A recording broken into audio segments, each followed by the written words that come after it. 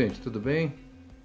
Hoje a nossa reflexão vai ser no texto de Atos, capítulo 9, do verso 17 a 19.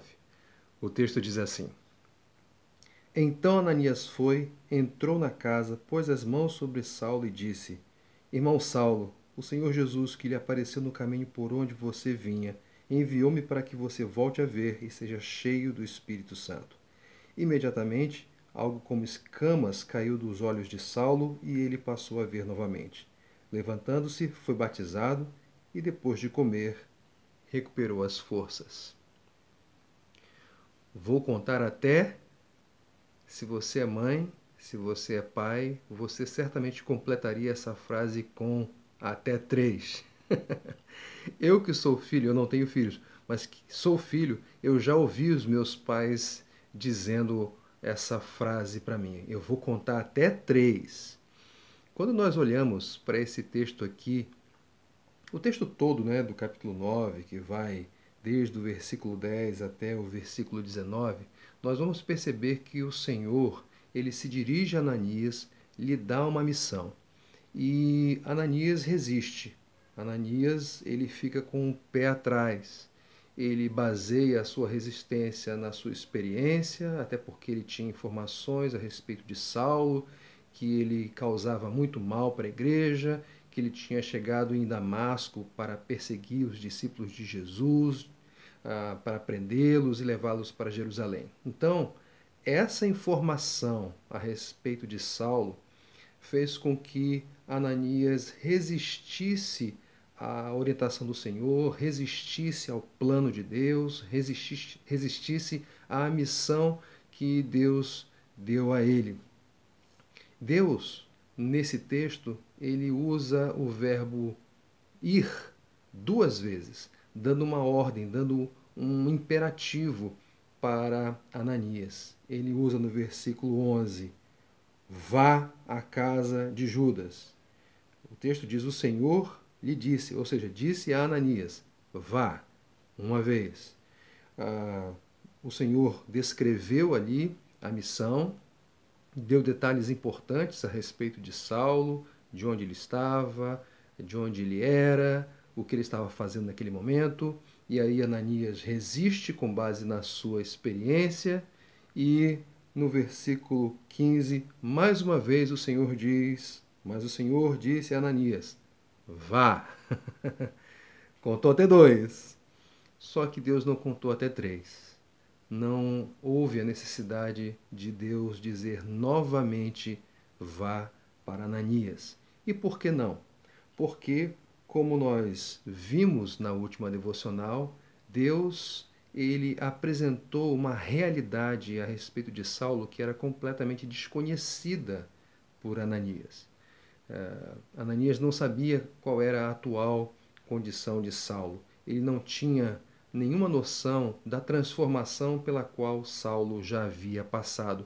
Saulo, sim, era um devastador da igreja. Sim, Saulo era um perseguidor dos discípulos de Jesus. Sim, Saulo era o terror daqueles que pertenciam ao caminho. Mas, vejam, tudo no passado, porque a graça de Deus se manifestou em favor de Saulo e ele foi transformado.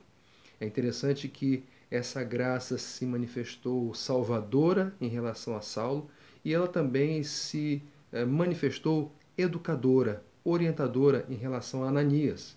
Porque quando Deus explicou para Ananias quais eram os planos dele em relação a Saulo, Deus se rebaixou. Deus desceu ao nível daquele pecador para fazê-lo entender que ele deveria obedecer àquela missão, porque era Deus quem estava ordenando, mas não era qualquer Deus. Era um Deus de graça, é um Deus que desce ao nível do homem, é um Deus que se dispõe a dar, digamos assim, razões para que o homem cumpra o seu chamado, quando Deus não precisa fazer isso. E aí, depois de se rebaixar, de se identificar com o homem, no caso Ananias, Ananias percebe o que Deus estava fazendo com Saulo e fazendo consigo próprio. e aí não houve a necessidade de Deus dizer vá novamente. O que acontece é que Ananias vai. Veja que no versículo 17 diz: então Ananias foi. Veja que esse então Ananias foi vem imediatamente após as razões que Deus deu para Ananias, para ele cumprir aquela missão que Deus estava dando. Então Ananias foi. E aí nós nos deparamos com os verbos relacionados a Ananias. Na reflexão anterior, nós observamos os verbos relacionados a Deus. Aqui nós podemos perceber os verbos relacionados a Ananias. Ananias foi, Ananias entrou na casa, ele pôs as mãos sobre Saulo, Ananias disse, depois Ananias provavelmente, provavelmente não, Ananias batizou Saulo e provavelmente preparou uma refeição para que ele pudesse se alimentar e recobrar as suas forças. Perceberam? Aquele Ananias, que era alguém que estava relutando a missão recebida de Deus, aquele Ananias que estava com o pé atrás em relação a Saulo, depois de ter recebido do Senhor as razões para cumprir aquela missão, depois de ter percebido Deus se manifestando em graça em favor de Saulo e também se manifestando em graça em favor de si mesmo, Ananias responde positivamente. E com toda disposição, ele vai, ele entra na casa, ele se dispõe a se aproximar de Saulo, ele põe as mãos sobre ele diz, ele batiza, ele talvez prepara uma refeição para Saulo.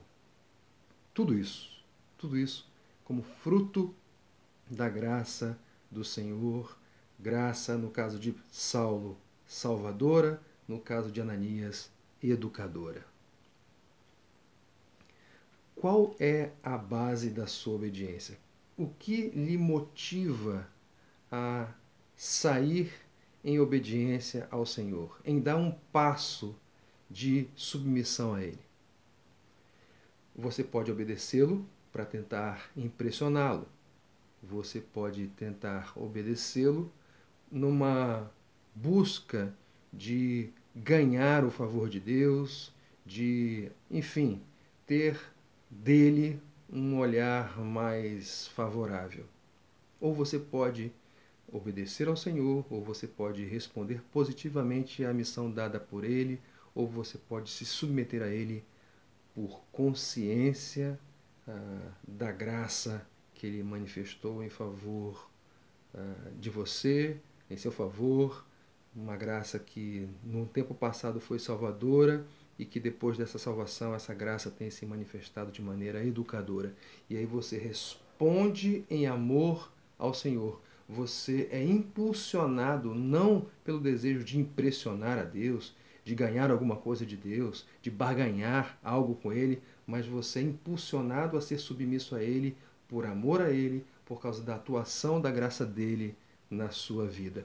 E dessa forma, impressionado, deslumbrado, arrebatado por essa graça de um Deus que se rebaixa ao nosso nível para demonstrar o seu amor, para nos salvar e para nos dirigir, impulsionados por essa graça, nós não precisamos ouvir Deus contar até 3.